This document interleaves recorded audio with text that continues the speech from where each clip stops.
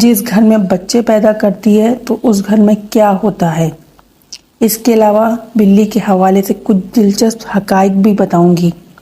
بس آپ نے ویڈیو کو اسکپ نہیں کرنا اور آخر تک ضرور دیکھنا ہے تاکہ آپ یہ حقیقت جان سکیں کہ اس گھر میں کیا ہوتا ہے جہاں بلی بچے پیدا کرتی ہے۔ پیاری بہنوں اور بھائیوں، میں آپ کو بلی کے بچے پیدا کرنے کے حوالے سے بھی بتاؤں گی، لیکن پہلے بلی سے جڑے کچھ دلچسپ حقائق آپ کو بتاتی ہوں۔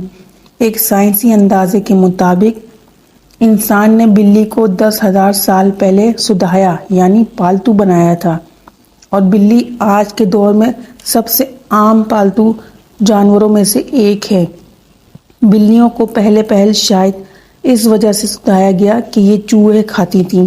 اکثر اوقات جہاں اناج محفوظ کیا جاتا وہاں انہیں پالا جاتا